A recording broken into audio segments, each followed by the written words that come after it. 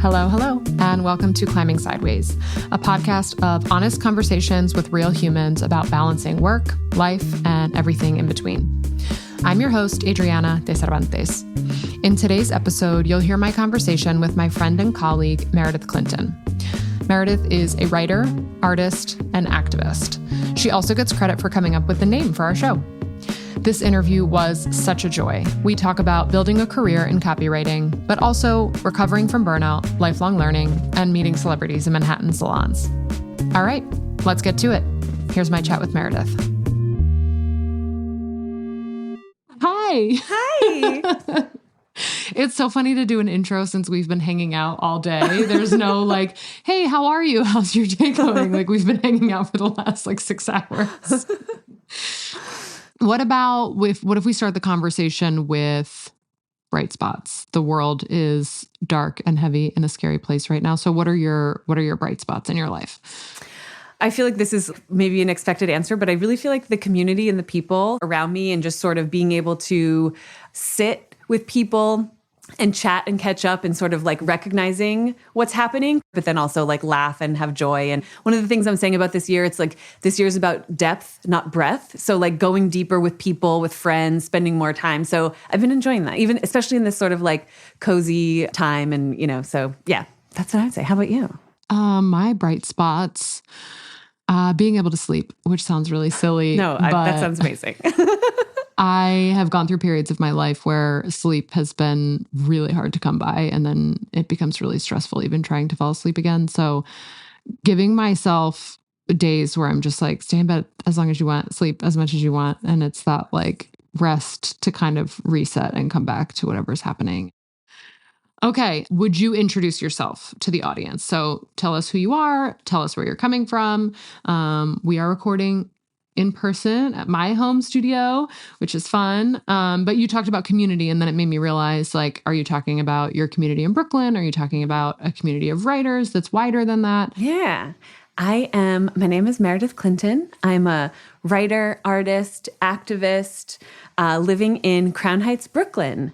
So yeah, my community is definitely my local community and people that are nearby, but also my writer community is broad. I meet with writers from all over the country in the morning and we just write together. So yeah, digital, virtual, and in-person community. Amazing. You are expecting this question, and I know it's not necessarily the one you're most excited to answer today, but tell me what you wanted to be when you were growing up. I was thinking about this, and it's I feel like the first thing I can remember is wanting to be a bus driver. And I used to play bus driver around my house, with the little plastic people. I would line them up all over the hallway and then just go beeping around, picking up the people one by one, crawling on my knees, getting. So it's I wanted to be a bus driver, a cashier, all the things that were in my life, and a teacher. I played a lot of teacher when I was growing up. I'm an eldest daughter. I'm so yeah, probably those three things. And I think once I had more time to think about it and someone might ask, it was I wanted to be an actress for a while. And then, and then I think eventually I just, I like reading and writing. So let's do English. Doggy dog barking in the background for sure.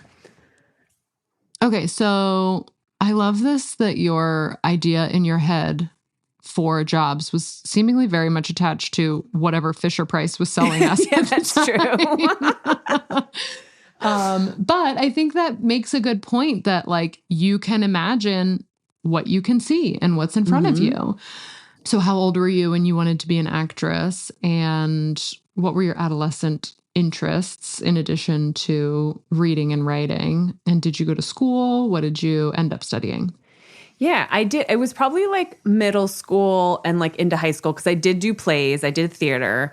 There was this one in particular, this competition theater show that I did, and it was either 8th or 9th grade, and it was really fun. It was a short one-act play, not a musical, and we traveled around Massachusetts. I'm originally from the Boston area. And it was actually really fun because it was a competition. It was state competition, people coming together and performing these short plays and competing against each other. Who's judging? I actually forget. There was multiple rounds. There must have been some sort of standardized way that they judged, and then had different people that were judging at the different places. Competitive theater. That's so interesting. Okay. Yeah, we did not win. But I think I might have won like some sort of superlative award or something, but it was really fun. So yeah, so that was kind of like an entryway, and I did some stage managing. I was never the, star, but I enjoyed being there and being behind the scenes and all that stuff. So just creating things and like making things and working with people, I think was something that stayed with me. And, and especially like in marketing and things like that, just like the performance, like all of that stuff comes in handy and is obviously like usable. And so it all connects.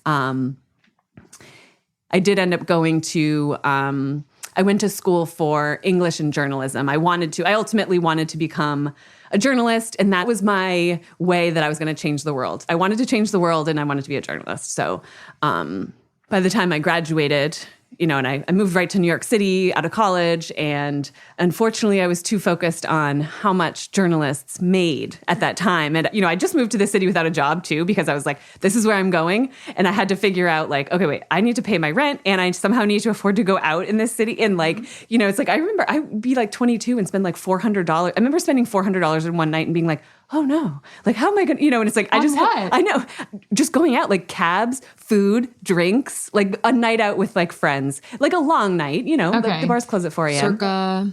Circa 2006. Okay. I was in New York City from 2009 to 2015. Mm-hmm. And when I go now, I convince myself that there's no way it could have been this expensive, because I was making $42,000 a year. I made $31,000 my first year. I don't know how I did it. And paying rent and I have truly not a clue. Not a clue. Because I also wasn't, putting a crazy amount of stuff on a credit card. But yeah, in my mind, I did rack up some debt those early years. Yeah.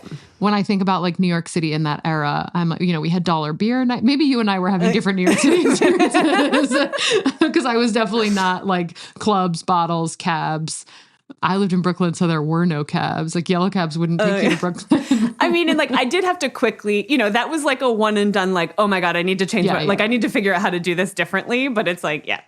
And I look back now and I'm like, why didn't you stick to your ideals and like go for just find a journalism job, and I could think about like how things would have changed, but no regrets. I feel like I'm almost like circling back to that. Like I'm still constantly using those skills that I learned in school, and just being around, like last night I was at like a book event, a journalist, and, and just like being around journalists and the storytelling and the sort of community is just like, oh, it feels so good. So yeah. That's awesome. Okay. So you said you moved to New York City after school. Where did you go to undergrad? I went to Fairfield University in Connecticut. So it was like not that long of a train ride from the city. Like, ever since I was little, I was going to move to New York City. So Fairfield was conveniently placed because like senior year, I was able to have internships in the city. So like 2 days a week, I would like commute in, and I worked at a magazine. It feels like it's so long. It was one? Like I worked Fitness Magazine and Women's Day specials. I had 2 different internships, but I was at Women's Wear Daily. So how really? Funny that we were briefly, yeah. Yeah. I was at that Condé office, and it was Women's Wear Daily and Footwear News together. And I was in their photo studio. And I did a semester there, and then I did a semester at Vanity Fair. But like the New York City publication era, it was like art department. Yeah. It was a time that like, it's still weird to think how that time is no longer. And yeah, so. Cool. Okay. So then you moved to New York City, freshly graduated from journalism school, and you had to go out and get a job. What kind of jobs were you looking for? What did you want to do? What were you? Yeah, because I was thinking about this too, and like my trajectory, and like a lot of my early goals were like just have the best time possible, versus, and like as we do in our 20s. Yes, right. It's just like, and like, yes, of course, like I want to have something in my field, but I didn't have like a specific, idea of like, I need to work at this, partly because I didn't go to ad school. Like I wasn't like, I need to work at a certain caliber of agency. And I was kind of like open and just like, let me just figure this out. Also, I need a job as soon as possible because I'm already here and all these things. So I ended up, and I'm really glad, I'm glad how it worked out, but I ended up working for a startup. It was called Wink International, but it wasn't international. So it was just one of those things. But it sounded very, like worldly, of course. And it was a great company. We sold weblets, which were basically like the reverse engineering of like websites into printed materials. And I was the first editor hired. So I sort of would go through people's websites and like create a booklet or like a sell sheet from them. They were all like samples to try to get conversations going with different companies, and the whole idea that print was not dead. And yeah, so we had a small little shop. So great. like of what, I don't even know what that would be. So someone has a website and they come to you. What kind of website? A personal website, a product website, or just anything and everything? Anything and everything. And it was very much in this ideation phase too. So trying to like proof of concept and trying to figure out like, what are people going to buy and what is useful. So we would, so service-based websites, for example, like we did one for my dad. My dad has an architecture business, or he had an architecture business at the time. And so like I just went through his website and basically created like a sell sheet that he could give as like a leave behind to new clients or something. Yeah, but it was like a multi-page booklet. Okay. So there were like multiple, it was like printed on nice stock. For conferences, for people to just have in their briefcase to hand out. Like I'm trying to wrap my head around the use case. Honestly, I was not on the sales team, and this is why I was also unemployed not that long afterwards. 2008 happened, but it was a harder sell than I think was expected. And it's just weird to think how content has changed since then. It's like, yeah, what were we trying? Why would people want these? I think it was just at a time where like internet was like still like this really big deal, like very new, and sort of everyone was like putting all this effort into their websites, and it was trying to sort of like make sure they still had, like something tactile and like selling that, and like that, and it is valuable. It's still valuable today. Like this, print is never going to die. Never. And so it just, it was trying to capitalize on something there. And I think it was, wrong place, wrong time perhaps, but it was a cool, it was a cool thing. And and there were lots of different types of materials other places would actively want. But yeah, their website was sort of our gateway to get them to like, hey, here, we made this like custom thing for you. Let's have a conversation. Yeah. Okay. So you were working for Wink International, tech company. Are they still in business, do you think? No. 2008 was the end. Yeah. It wasn't just that you got laid off. It was everybody. They were done. Okay. Yeah. So then tell me a little bit about what you do now and the rest of the path from Wink to, I know you did a lot in the tech space and now you're doing your own thing. So what did that winding path look like? Yeah, I sort of like continuing I'm just here to have fun, but like, I'll check some boxes along the way, make sure I'm still like, to use a modern term, touching grass now and then, and like have this like, okay, I'm still like headed in some sort of direction. More in my personal life, I was like checking all the right boxes. Like, okay, it's like I got the guy, eventually got the house, like all these things. And then in my career, for a long time, it was just like what I could sort of get and what I could find. And I ended up, after Wink, I was out of work for about 6 months. And I did end up having to, because my unemployment wasn't quite enough to pay for my studio apartment for $1,400 on the Upper East Side. I still can't believe, like, it's like, oh my God, I lived on like 82nd and 2nd, or like 84th and 2nd. In a $1,400 a month studio apartment that was like a great place. I was like, I still can't believe it. But I ended up taking an hourly job this is just a slight detour, but I worked at the Waldorf Astoria. It used to have a salon in it called the Kenneth Salon, which was like, he was like this classic hairstylist, like to the stars, in like the 60s and all these things. And he used to have his own storefront, but then it eventually went into the Waldorf. And I was like a part of a farm of receptionists. So I was in the back, like not even in the front, like a windowless room. There were like 4 of us constantly doing all these schedules while like the people up front. But the 2 name drops, I'm going to do a couple name drops of like Lauren Bacall used to come in. So I don't know who that is. She's like a famous, like classic, like movie star. And she kind of like has her rough New York edges, but she's just a classic movie star, and she would come in on her wheelie scooter with her dog, and Kenneth would do her hair still. And it was like, oh, when she came in, like we'd have to like watch her dog or like pay attention to her dog. That sounds like a scene from Only Murders in the Building. yeah, it was very much, yes, good reference. It was very much like that. But then one time I just happened to be out at the desk. I think like the main receptionist was on lunch or something, so I got to stand out, and I was able to swipe Meryl Streep's credit card. No so I had way. to like, I was just like, oh my God. Of course have to like act like it's nothing, like, oh, this is like no big deal. It's just like, you're not Meryl Streep. I'm just like checking you out at the hair salon. But yeah, so I got to swipe her credit card, and that was really fun. So that was my slight detour. But then I ended up getting a proofreading job at a direct marketing agency.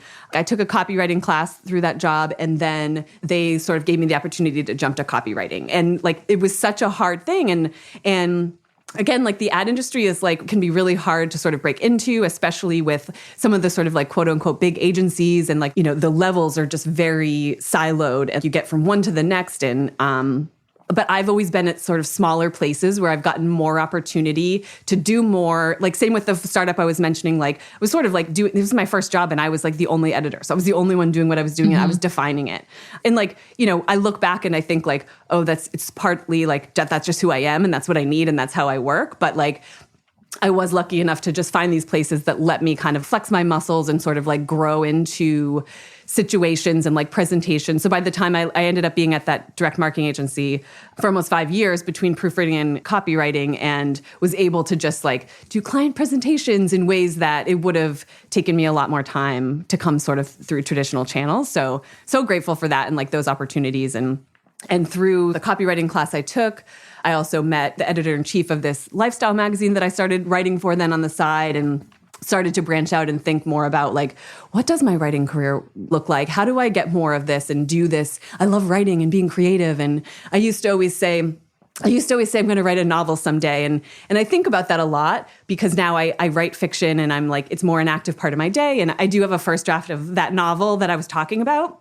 But when I think about when I used to say it then, I don't know if I ever actually thought I would do it. It's one of those things that like, I wanted to do it, somewhere in my body, but like, I don't know if I actually ever believed it. It was just something to say. A vague, mushy thing that exists in this future and that's like, makes sense for you as a writer to say that that's a thing that you want to do without having a concrete idea of what it would be about or what it would look like or how you would sit down and write it or what desk you would write it at. Totally. And I don't know why I didn't think like it was possible. I could have started it. It's like if I really wanted to, I could have done it, but I hadn't crossed over into that. Like, did you know anyone who was published? No, I was not in that kind of, community. And I think that is part of it. I think, I didn't have that. I think, because I was telling you earlier, I have a few friends who are successful, lovely, published authors. I love their books, love their work. One is a girl I went to high school with. We weren't super close friends, but her second novel is coming out this summer. Another one is someone that I dated briefly, and now we're just good friends. He has 2 novels out, and his book of short stories is coming out. So like when you hang out with these people and you see, yes, they're incredibly smart, they're incredibly talented. It's 100% merit that's gotten them where they are. But to see like, oh, you are a person, this is real. And so, just like seeing actual real people and be like, okay, what does that look like? Yeah, what else do you have to do to supplement? Because like being a writer is weird. You get like a big thing at the beginning and then it all depends on how much sells or like what it's like the publishing world is its own huge, crazy, separate thing that, I mean, weirdly, that's why I'm excited to have this podcast. If you at 14 years old had a way to listen to someone talk about what it was like to start writing and to where do you go? Do you have to go get an MFA? What do you have to do? What does that look like? Absolutely. How do you get there? If you're like, that's the place I want to be, what's the way to go? I just think the expectation that we will continue to do whatever it is that we went and got a degree for is something we should all release. Yeah. College is a place to like find yourself and learn how to learn. It's more about like problem solving and skills that whatever job, you sort of come to, it's like, how can you figure out solutions when you don't have the answers or even the means to find an answer potentially. But it's also, I'm an English major, so it's like a little, I don't know. It's maybe an easy thing for an English journalism major to say. Neither of us wanted to be doctors or lawyers or something that was like, you have to go to school for 7 years before you can go do this thing. Okay, so then just talk to me about how you ended up branching out on your own. You've been full-time solo freelance for 2+ years now? 5 years this year. It'll be 5 years in April.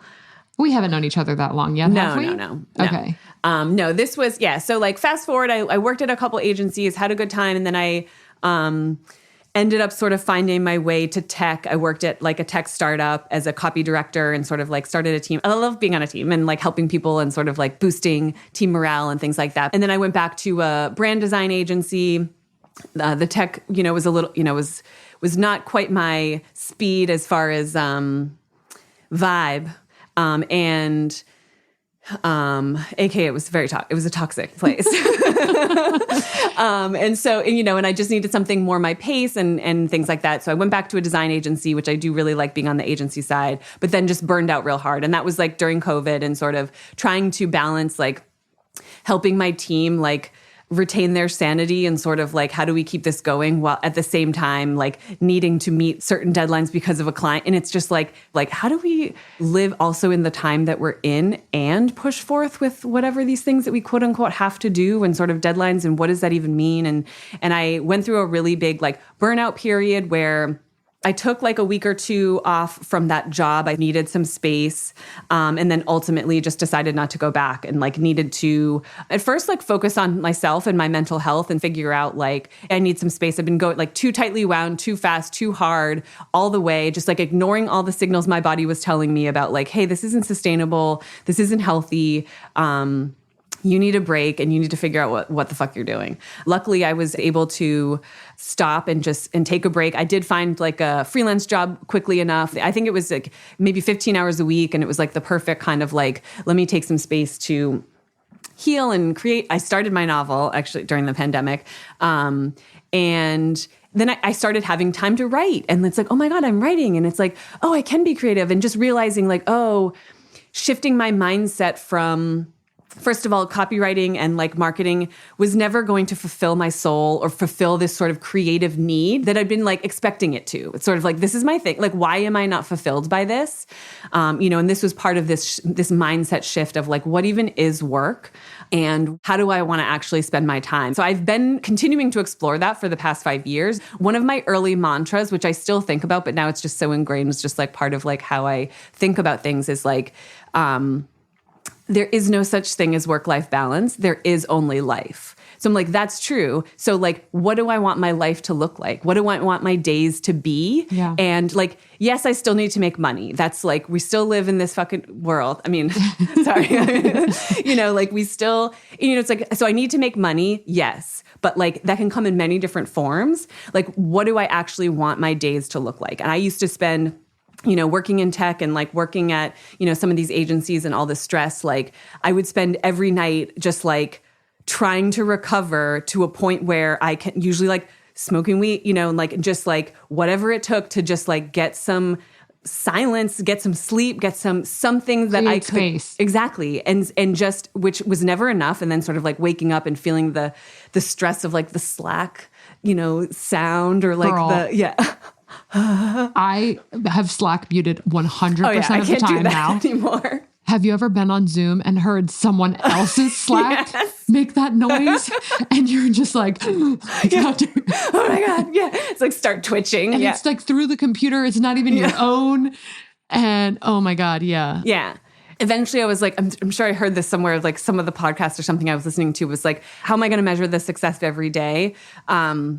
Is like how much peace I feel at the end, which I never felt peace in my body at the end of the day when I was working. And it's like, so this is my one life. It's like, it's so easy to be like, oh, you could die tomorrow. Like, what would you do? And it's like, no, but like actually living like that, like I want to live in a time where I could feel like I have had peace, and having peace creates the space for sleep, for connection with other people, for creativity and art. And so, now I'm like, I've officially gotten my LLC. It's been a roller coaster for sure. But each year, learning new things, putting more things in the toolkit, I'm writing more, and just like kind of being able to fluctuate, have some flexibility in my days. And there's a lot of obviously like pros and cons and stress and stuff that comes with that as well. But just having the freedom, owning my own time, regardless of like how many clients I have or where I need to be when, like it just makes me feel more calm, which in turn then makes me able to show up better and stronger. And like, I'm a hard worker and like I have a certain energy I want to be able to bring. And I have like values I want to live up to. And like the only way to do that is to have this space in my life and to feel like I have control over doing what I want to do. Yes. And like, it's important to me to, I volunteer, like I'm part of a mutual aid group in my community. And like, these things are important to me to be able to feel like I'm living a full life that I want to lead and like living like on my terms. and I need to have time in my day to be able to do it. So it's all connected, and now now I'm here.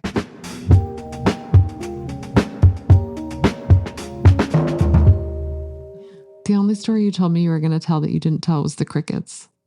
Oh yeah, I think that's fine. You were feeding somebody or feeding something? Because when I worked at PetSmart was my first job when I was 14. And so I worked in the animal department. So I was a cashier. I did become my dream job, by the way. One of my dream jobs, I became a cashier. And there's something about the cash registers. I mean, I guess like the little mini capitalist in me. I played a lot of Monopoly when I was like little, like it's like, oh, I can't wait to be like a cashier.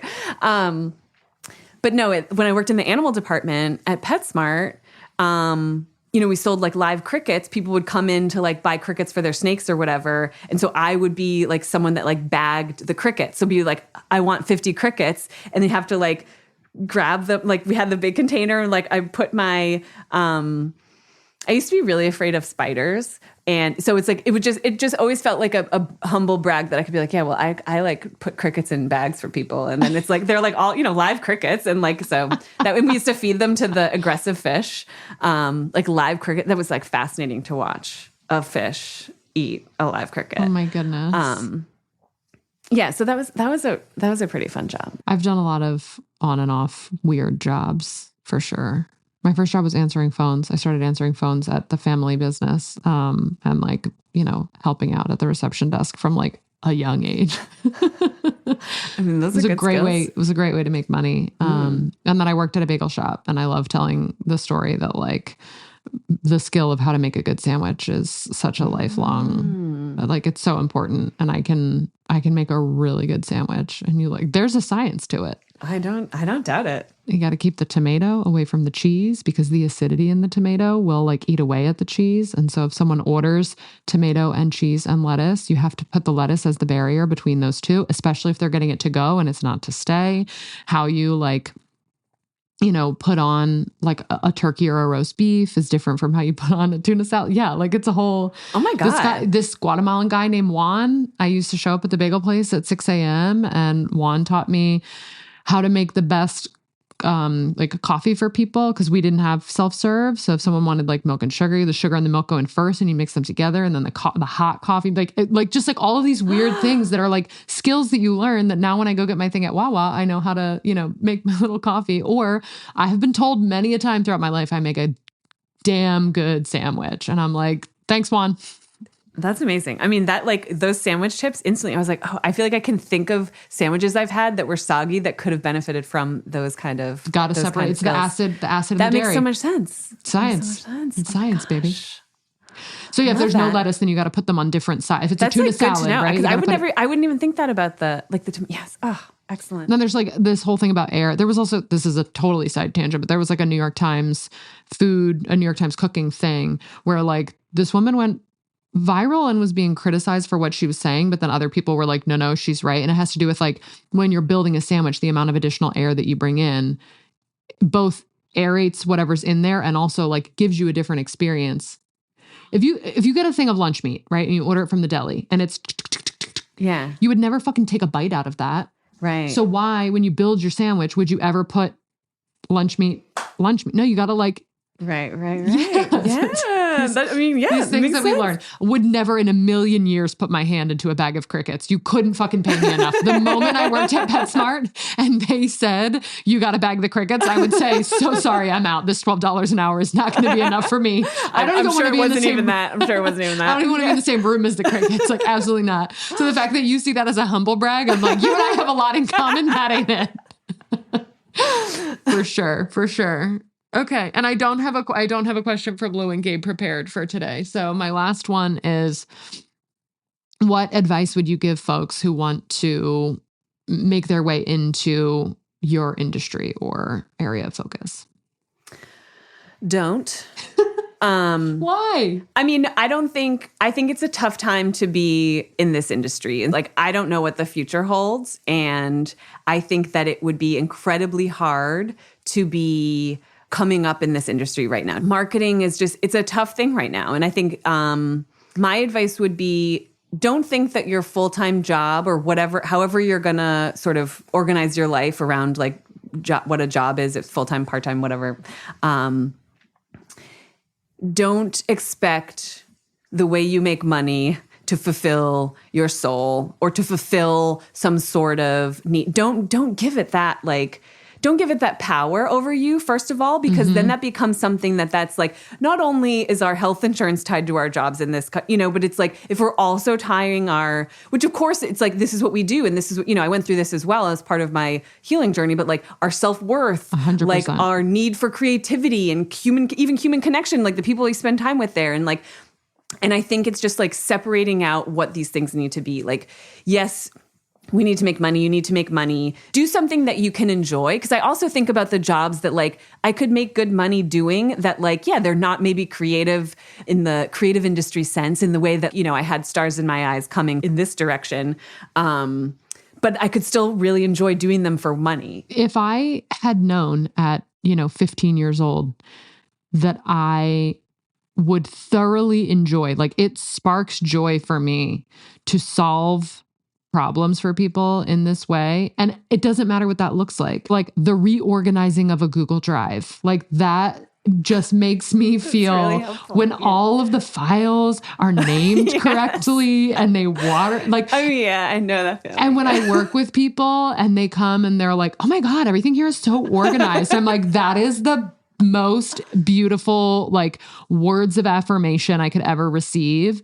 Or like I got an email from somebody at one point that was like, again, just like praising my level of organization, where like that felt like in high school, it was like, that was a thing that I almost like hid. I was like, a little embarrassed of like my notes were really organized and I like had my little tab. I wasn't like full blown color coded, but like we were definitely highlighting, like all that kind of stuff. And I didn't know at that age that like project management and organization design was a thing that you could go make a career in. And that's what I love now. I'm like, come in, tell me what's going on. Let's make this workflow better. And it brings me so much joy. And it is not fancy. It is like, yeah, there's so much. And like, maybe you still want to like go into the creative arts or like come in, I'm not saying don't ever, but it's just like, but I do think it's not the best time to be in this industry, and it's like and yeah, I would probably do something even more different so I can keep my writing and my fiction writing and that as more of like my place of like fulfillment and where I go to sort of like protect. And at this point, not trying to monetize it. Exactly. And not like putting that extra pressure on it. Would be my thing. It's like, how are you going to find peace at the end of your day? Like, what is going to bring you peace? Like, that's something my therapist said to me years ago before I had like started this. She's like, what do you want to be? What do you want to do? I was like, I want to be a writer and an activist. And I introduced myself that way today. And I was thinking about it and it's like, cause that's what I am now, and it's like, 100%. And those things. And it's like, oh yeah, because like you can just like, what do you want to do? And then figure out how to do it. It can look like all sorts of different things. And we're so used to sort of like trying to follow certain tracks or being put in these little boxes and like, fuck that shit. I need to breathe. I need some flexibility. Like I got skills. I'm creative. I like hanging out with people, like I like connecting, like, I want to do shit. I want to work. I want to do this. Like, let's figure it out. Like, and that is kind of like, there's plenty of people out there to sort of find and do that with. And, and I just think like, it doesn't have to be this like sign up for 30 years and like do your time. And then then you maybe get a vacation at the end, like, no, fuck that shit. Like live your life and just put the pieces together that make you feel peaceful or whatever you want, joy, fulfilled, all the things. That would be my tip. Hell yeah. Okay. Is there anything else that you want to plug, that you want to share? TV shows you're watching, books you're reading, places you're traveling? I just got back from Southern Portugal. It was really fabulous. Definitely recommend. Otherwise, no, happy to be here. You can find me at meredithclinton.com. Hopefully someday, maybe the next time I can come on, I'll be plugging my novel and telling you to go buy it. But as of now, still a work in progress. Cool. Amazing. Thank you so much. Thank you. Thanks so much for listening to Climbing Sideways. If you're on Substack, follow us there, climbingsideways.substack.com. And of course, we're on Instagram and Threads at Climbing Sideways Pod. And Meredith's website is meredithclinton.com. Thank you so much to Zubin Hensler, who does all of the mixing and original music for the show. This podcast is totally free, but since we're brand new, please subscribe, share, write us a review, let us know if you want to be interviewed, send us your follow-up questions, and we'll be back in a couple weeks with another conversation. Thanks so much. Bye.